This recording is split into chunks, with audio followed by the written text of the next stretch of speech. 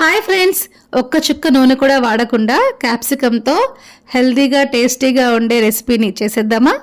దీనిలోకి స్టఫింగ్ కోసం ముందుగా ఒక చాపర్ తీసుకొని అందులోకి ఒక చిన్న ఉల్లిపాయ, ఒక చిన్న ముక్క క్యారెట్, ఒక 2 పచ్చిమిర్చి, పొట్టు తీసిన ఒక 5-6 వెల్లుల్లి, ఒక సగం ముక్క క్యాప్సికము, ఒక చిన్న కట్ట కొత్తిమీర, ఒక 100 గ్రాముల పన్నీరు వేసేసుకొని వీటిని మంచిగా చాప్ చేసేసుకోవాలి.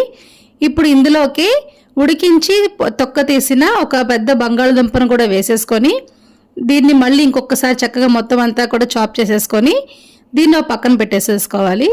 ఇప్పుడు ఒక మిక్సింగ్ బౌల్లోకి 1 టేబుల్ స్పూన్ శనగపిండి తీసుకొని దాంట్లో కొంచెం వాటర్ పోసుకొని ఇట్లా పేస్ట్ లాగా చేసుకొని ఇప్పుడు ఇందులోకి చాప్ చేసుకున్న వెజ్జెస్ ఉన్నాయి కదా, ఆ మొత్తం కూడా ఇందులో వేసేసుకొని ఇందులోనే రుచికి సరిపడా సాల్ట్, కొంచెం అంత జీలకర్ర పొడి, కొంచెం ధనియాల పొడి, 1 టేబుల్ స్పూన్ వరకు చిల్లీ ఫ్లేక్స్, ఇందులోనే 1/4 టీ స్పూన్ పసుపు, కొంచెం మిక్స్డ్ హెర్బ్స్, 1 చెక్క నిమ్మరసం వేసుకొని ఈ మొత్తం అన్నీ కూడా చక్కగా కలిసిపోయేలాగా మంచిగా కలిపేసేసుకోవాలి.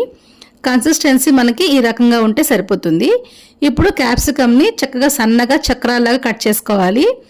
కట్ చేసుకున్న క్యాప్సికమ్ని పెనం మీద డైరెక్ట్గా పెట్టేసేసుకొని ప్రిపేర్ చేసుకున్న స్టఫింగ్ని ఈ చక్రాల్లోకి మొత్తం అంతా కూడా ఫిల్ చేసేసుకొని మూత పెట్టుకొని ఫ్లేమ్ని లోలో పెట్టేసేసుకొని 5 నుంచి 10 నిమిషాల పాటు కుక్ చేసుకోవాలి.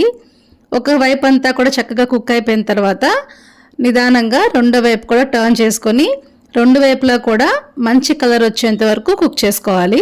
ఫ్లేమ్ని కంప్లీట్గా లోలో పెట్టే కుక్ చేసుకోవాలి. అప్పుడే మనకి లోపల స్టఫింగ్ మంచిగా కుక్ అవుతుంది.